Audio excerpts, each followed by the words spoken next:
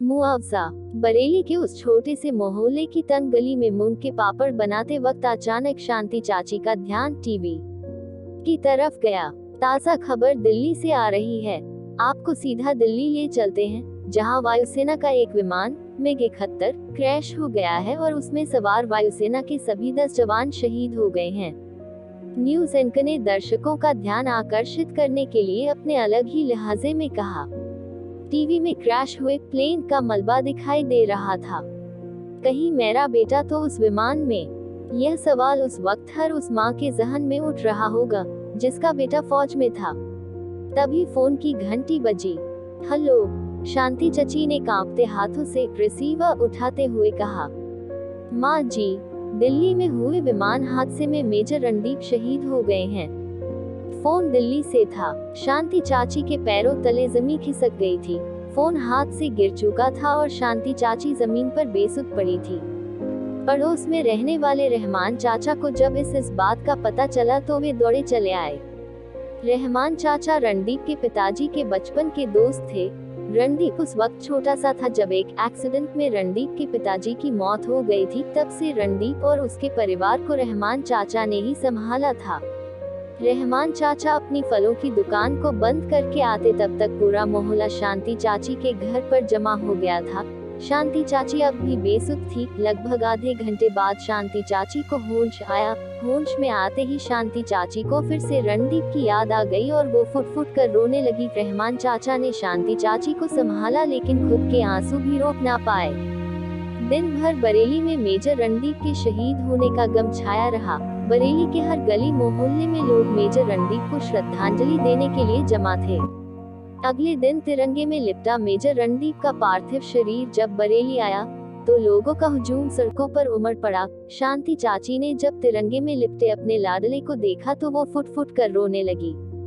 अभी तो कह कर गया था कि जब तक मैं वापस आऊंगा तब तक मेरे लिए एक सुंदर सी दुल्हन ढूंढ के रखना। इतना कहकर शांति चाची फिर से रोने लगी।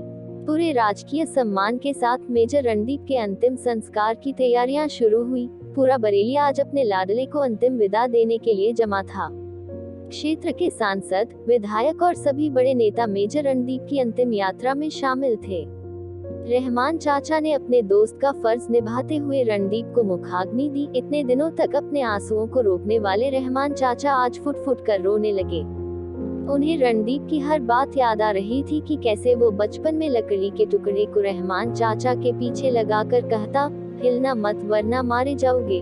और रहमान चाचा जब उनको छोड़ने के बदले एक आम देने की पेशकश करते तो कहता, पुलिस को रिश्वत देते हो। सिपाहियों, गिरफ्तार कर लो इसे। उस उम्र में भी कितनी समझ थी उसे।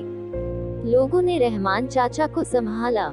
क्षेत्र के विधायक ने मुआवजे के रूप में 15 लाख का एक चेक शांति चाची की ओर बढ़ाया।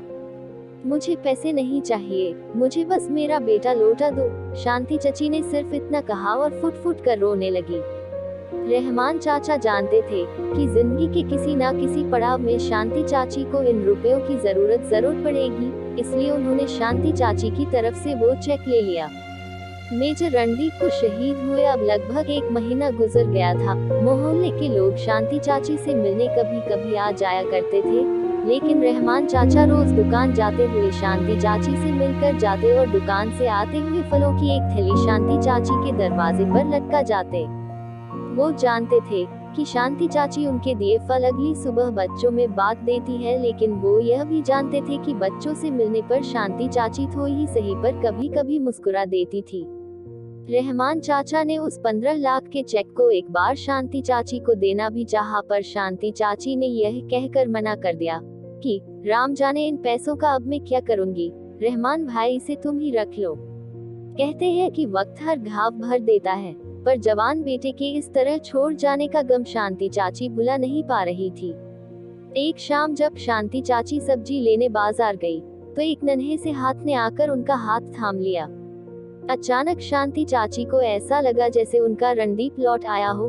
बचपन में जब रणदीप शांति चाची के साथ बाजार जाता तो मौका देखकर गायब हो जाता, और जब शांति चाची रणदीप को ढूंढती तो चुपके से पीछे से आकर शांति चाची का हाथ थाम लेता। शांति चाची यह सब सोच ही रही थी कि उस छोटे से बच्चे ने शांति चाची का हाथ जोर से हिलाकर शांति चाची का ध्यान तोड़ा। शांति चाची ने मुड़कर देखा, यह दीपक था, रणदीप का दोस्त। रणदीप के बरेली में ज्यादा दोस्त नहीं थे, और जो थे वो अपने आप में व्यस्त रहते थे, लेकिन उम्र में 19 साल छोटा दीपक रणदीप का सबसे प्यारा दोस्त था। रणदीप जब भी बरेली आता तो सबसे पहले दीपक से मिलने जाता, और जब तक रणदीप बरेली में रहता दीपक रणदीप के घर पर ही रहता था। 2 दिन का था दीपक जब उसे कोई मंदिर की सीढ़ियों पर छोड़ गया था। रणदीप ने जब पहली बार उसे मंदिर की सीढ़ियों पर देखा तो घर ले आया। शांति चाची ने उसके माँ बाप को खोजने की काफी कोशिश की, पर उसके माँ बाप का पता न चल पाया।